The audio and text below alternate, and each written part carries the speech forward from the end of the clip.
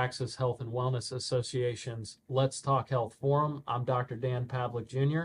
We are bringing traditional medicine together with holistic medicine to bridge today's wellness solutions. On the show today, got a great show. We've got Carolyn Grant, who is a senior plan advisor for the Rosen Hotel and Resorts. She's been with Rosen since 2014, but previous to that, she was in the insurance industry. I want to welcome Carolyn to the show, and for having me. I'm grateful for you being on the show. This is going to be very, very interesting to everybody that is listening. You got a lot of information, and we gotta get right into it. We could be here for days. Dig right into it. So, your history: you started in the insurance industry, working for J. Rolfe Davis Insurance as a So I was an account executive for J. Rolfe Davis, who has now gone away and has now been acquired by banks, and it's part of the McGriff family right now. But I was a national account manager with J. Rolfe Davis, so I handled jumbo accounts, traveling the country, helping employers with their renewals and things like that. And I loved what I did. And my family was there. I worked there for 15 years. And I was recruited by a recruiter to talk to Mr. Rosen about his distribution of the Rosen Hotel's medical plan concepts. And so I've been there 10 years, and that's what I do. So Rosen Hotels and Resorts is nationally known for our health plan for our associates. And so, and for those of you that don't know, Harris Rosen has been an innovator here in Orlando for how many years? The hotels have been open for 50 years. 50 years. But and this is our 50th anniversary this year. Happy anniversary. But he's been an innovator in this community, and he is huge in taking care of his employees. Correct. So he wants to keep them healthier. So tell us, briefly a little bit about Harris Rosen, and why he is healthcare? Doing what he's doing. A hotelier in the healthcare business is what we call it. Correct. So Mr. Rosen really got into the healthcare business a little over 30 years ago, and he had received his renewal for the health plan, and it was a large increase. And so he was talking with the insurance company and saying, why this large increase? My people didn't have any large claims, etc. And they explained to him, well, the pool of members in the group that you're in had sicknesses and didn't run well, so we have to pass it on to everybody. He's like, well, I don't like that concept. I don't want to be in that pool. So he said, I'm out. And he went self-funded and did a self-funded plan. He hired a third-party administrator. He hired, a pharmacy benefit manager and things like that. But the other thing that he did was he had a little space on property that he was trying to find some use for it. And he ended up hiring a part-time doctor, some part-time administrative people or medical assistants there, and then he opened up a clinic to help his employees have better access to care. Yeah. Over time, that has turned into, we now have a 12,000 square foot facility right off of I-4 and International Drive. It's there and that's the hub of the entire benefit plan for members. And how long has that been there? Since 2012 is when that facility opened. Wow. And it's beautiful. It's been toured by everybody. So we've had senators come down. We've had all different, large company, different CEOs from large companies come in and look at it and saying, could we replicate this for our company? And for years, we've been hosting them and showing them how we did it. And we said, we'll guide you. We could show you, but we were never in that business before. Well, we are now in that business. We had a large school district in the area come to us about 4 years ago and said, we have a health center that we built. We toured your facility, but you're not in that business of operating health centers. Mm-hmm. So we hired the local hospital to run our health center, and it was going horribly. So they came to us and said, will you operate our health center for us? So we've been in that relationship for a little over 4 years now. Oh wow. So, I mean, everything you guys do is nothing but impressive. But obviously, Mr. Rosen, when that happened, and they said, "Well, we're going to throw everybody into this pool, and we're all going to split the cost," and he said, "No, I don't want to do that." Well, when you think about that, he was thinking more along the lines of, "Well, if I can keep so many people healthy, why do I have to pay for all these other sick people that aren't, included under my umbrella?" We look at the insurance industry and the healthcare industry these days, and that's how everything is driven. I think I said on one of the previous podcasts, it's not necessarily healthcare or healthy care. It's sick care. It's crisis care.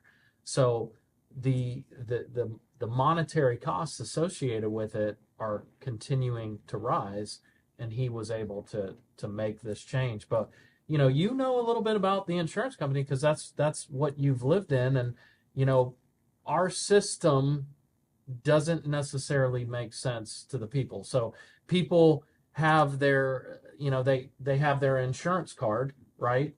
But they don't necessarily know what that means, as Correct. we were talking earlier. And we do a lot of education with employees of groups that we work with, and we try to separate for the employees and not have them call it health insurance anymore. It's your health plan, Mm-hmm.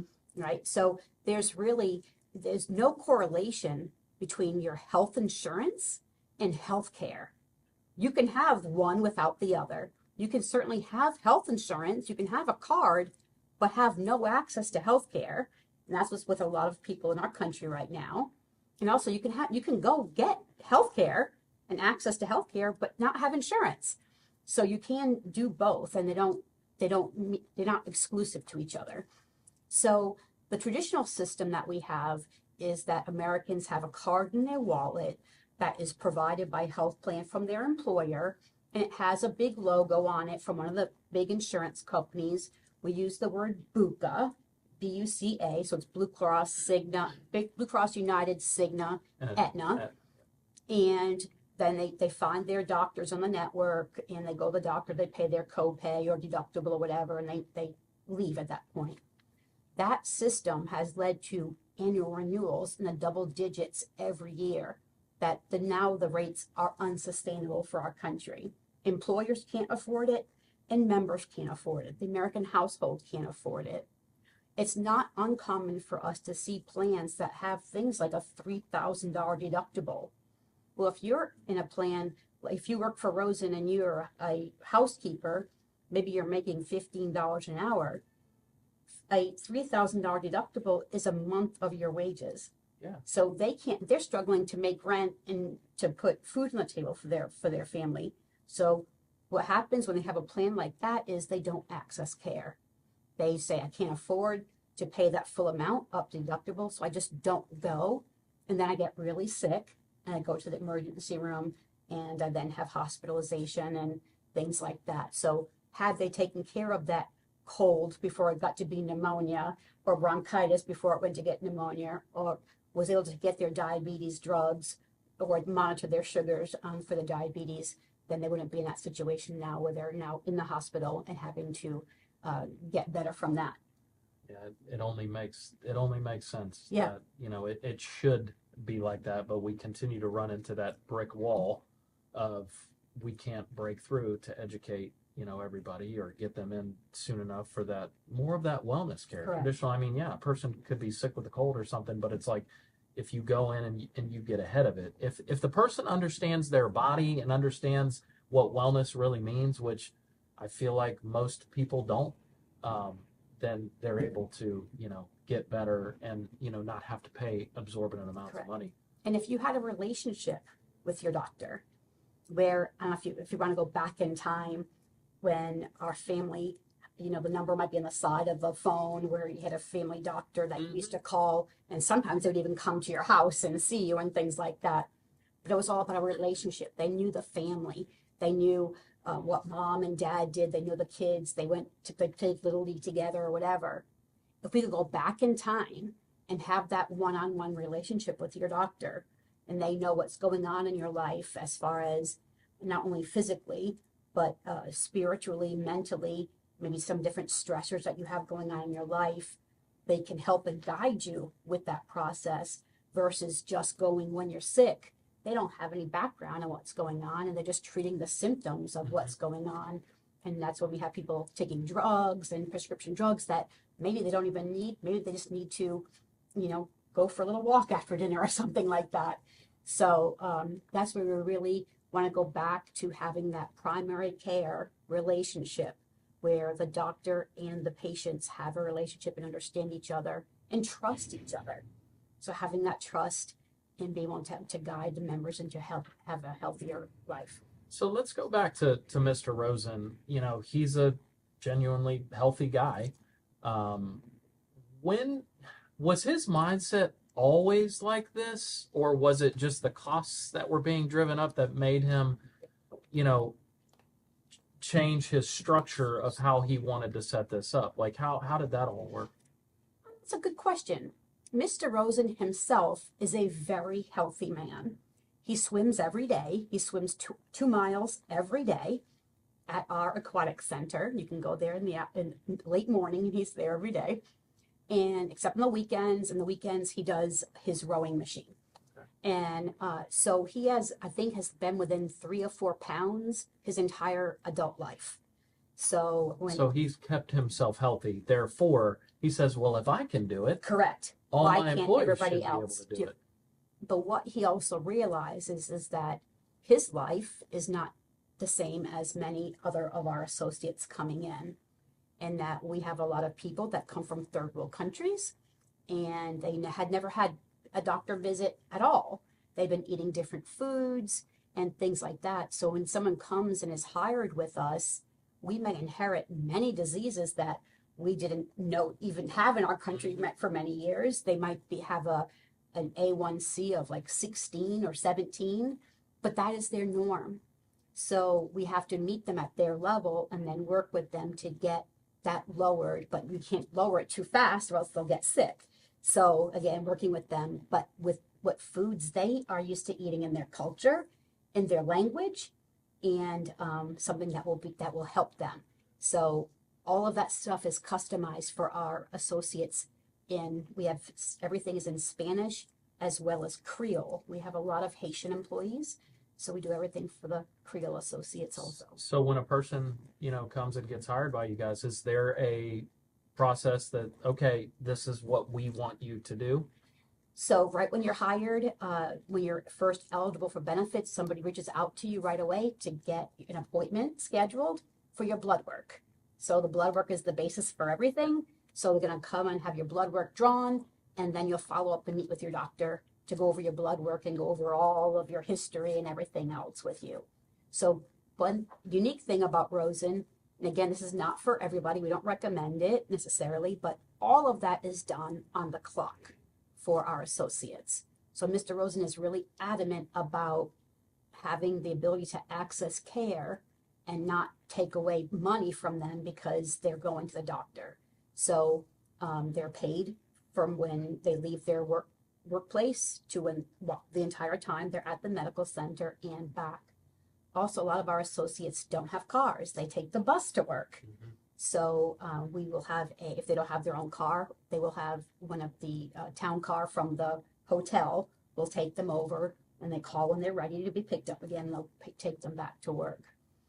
It's amazing. He is something else. Once again, what an innovator of. But that's not really. But it's innovative because nobody else is doing it. But it's really so basic. It is, right? It is so basic. When you're fighting against the system that always has been, it's. Someone doesn't have a car. Definitely. We give them a ride. Somebody has to have the motivation to set this up and say, no. Correct. I'm not paying these fees for everybody else. I'm taking care of my people. Correct. And what has that done?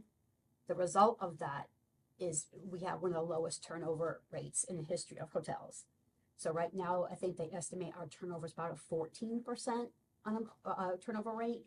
In the hotel industry, you're talking about double digits, probably close to 75 or 80% turnover. Well, it's interesting you say that because I've been practicing for 18 years, so I've had the pleasure to treat some people that have worked for the Rosen Hotel, and they just rave about how happy they are there. So, that's He's impressive. a wonderful You love man. that. He is literally my hero, and he is.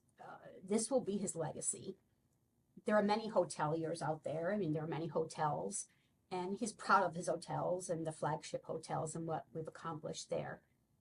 Similarly with the hotels, that's similar to healthcare, is he runs a debt-free operation.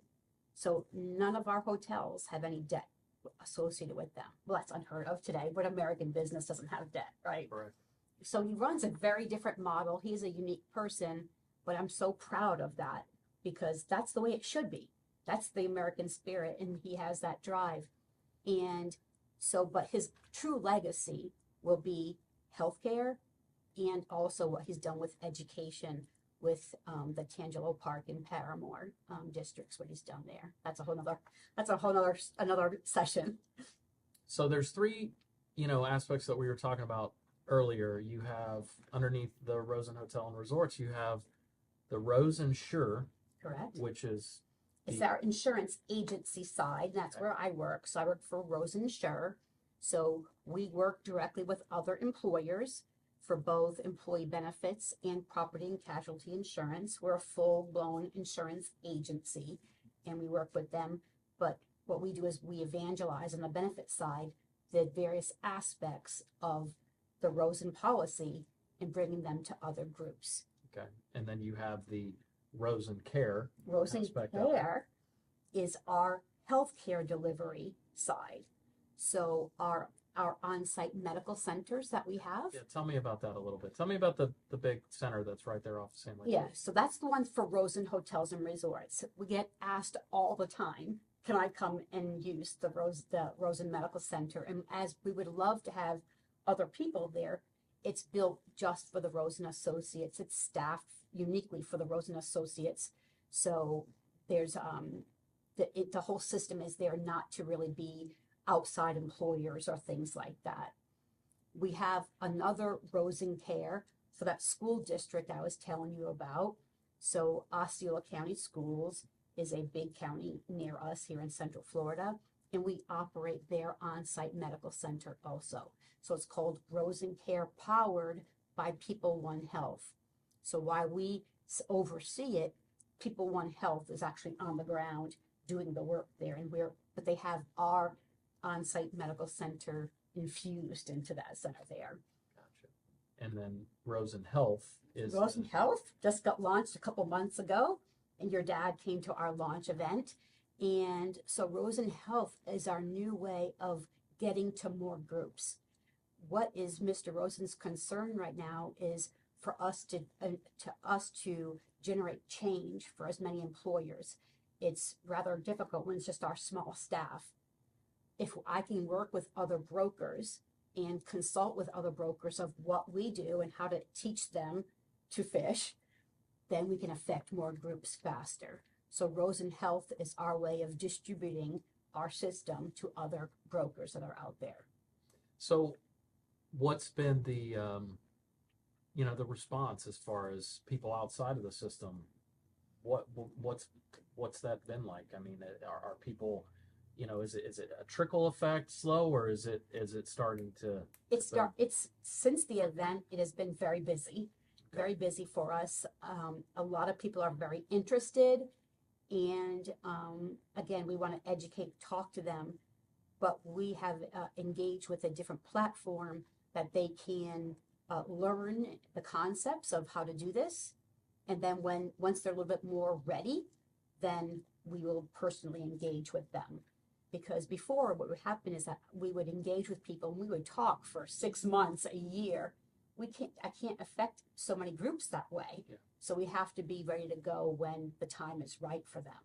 So, If they're not ready to make a change and they're not ready to not have that insurance card with the big logo on it anymore, then there's no use to talking. well, I take it you guys are going to continue to spread the good word and fight the good fight, as I say. Yeah. And the sky's the limit. Is that what we're looking at here? Just to try to get this out to as many people and as many companies and I'm whoever really- wants to. For me personally, we have so many groups and so many employers here in Central Florida that need our help. So, and there are other people that will take this nationally, and that's fine if they want to do that. But I'm really about our community here, that there are so many employer groups in Central Florida that are, 50 employees up to, 500, 1,000, several thousand that can really, really benefit from stuff like this. If they cut their healthcare expense by 20%, that means they could, hire more people. They could build a new building. They can increase wages. Or if they reduce deductibles or eliminate deductibles, that means, that means their kids going to college, or that means that they can put the down payment on a house, something like that. So when we see those type of rewards going on, and we can see the reduction going on in place for employers, it is so rewarding for us. And that's my new why. That is why I'm doing what I do to help middle America, help, mom and pops companies stay in business and help their employees more. I love it. I love what you guys are doing. I mean, here's just a few little numbers for you. The U.S. spends more money on healthcare than any other country. And in 2021, U.S. spent per capita $12,914 per year. Per person. I'm sorry, per person. And the average comparable country was $6,000. Yet we are sicker than any of these other countries. I mean, the numbers are all here. I mean, we are at the top of the charts for all the sicknesses, starting with cardiovascular health all the way down. So it's just mind blowing. So shocking that nobody's come up with this before. However, like I said, he is the man in my eyes when it comes to how do we do better? How do we make a difference? And he's making a difference. There have been a lot of people out there. Is a whole grassroots development going on of people that want to change and that are out there. And so that's all of my circle of people. And I know probably most people know, Mark Cuban is now in the healthcare business. He just started to learn about pharmacy and started learning about prescription drugs and the whole gamut that goes on with that. And he's like, I'm done with that. I'm going to do something better for the American people. So Mark Cuban being very, very vocal about what's going on and, not working with the big insurance companies on your prescription drugs. So the more Mark Cubans go out there, it helps us. But there are a lot of little people out there fighting the fight and being a little salmon all day long trying to do this. But it's important to realize that in Washington, the biggest lobbying dollars are in healthcare, more than government spending, more than Department of Defense, more than anything else is healthcare. I believe it. So they want to squash it. I believe it. I mean, you got to continue to fight. You got to continue to hang in there. Yeah. And I mean, you're going to run into a lot of I walls that you got to go through or go over, one of the two. So. Well, what I can know is that I'm doing what's right for the American people. Yes. Right. And that I can sleep at night knowing that I'm doing good. You are. I don't have, when you see other brokers that are making significant money and they're out golfing or fishing or doing whatever and have their fancy car and their fancy house. I don't have a fancy car. I have a nice house, but I fixed it up myself. I drive a Volkswagen, so, but I know safer that, cars on the road. yeah, but I know that what I'm doing is meaningful and that I am impacting lives. When I worked before, I wasn't impacting lives. I was known as the Grim Reaper. I'd come in and saying, oh gosh, our renewal, our benefits are now going to cost more. Yeah. And they're Goes worse. Up, and up. Now when I go into clients, it's like being a rock star. I don't need any accolades for it, but I come in, they all know me. They hug me and saying, we have the best program ever. We love this. I love our doctor. So it's very, very rewarding. So people that don't understand healthcare, don't understand how to navigate their health, I mean, what are they looking for? If they're interested, if they hear about this, where do they go? What do they look At for? the employee level, and they need to go talk to their C-suite at their companies and saying, why aren't we doing things like this? We need to be innovative. We're tired of our health plan being sucky and, paying a lot of money for it. With all the Johnson & Johnson lawsuit going on right now, more and more employers need to realize the fiduciary responsibility that they have to their health plan and to their employees and spending that money wisely. Johnson & Johnson is a great example of that. So hopefully people are learning that you are the employer's plan sponsor and they can personally be sued, like in that lawsuit where those people on the benefits committee were named personal on that. So they can go to their C-suite, go to their company owners and saying, have you looked at this? Have you looked into the plan like Rosen? If they can do it, we can do it. We're doing groups down to the 25 size level now.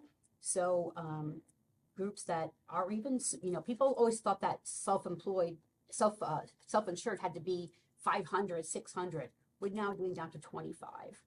So it can be done. There are even other things below 25 that you can do that are very creative also. So, but again, 25 is ideal to start with. Okay, very good. So, and then employers that want to do it. So if employers say, like, if there's doctor's offices, people that are on your program or watching your program, if they have their own office and saying, you know what, we should do something like this for us. Again, reach out, we can talk. And Are you the person that you would recommend them to reach out to? Yeah, so they can reach out to me. How would they find you?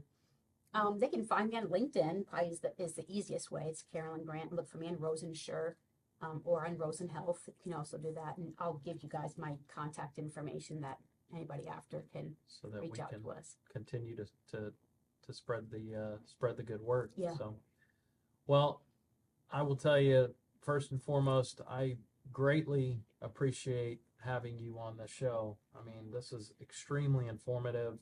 I hope everybody listens to this. I mean, this is just unbelievable. But reach out to Carolyn Grant with the Rosen Hotels, and she's with Rosensure.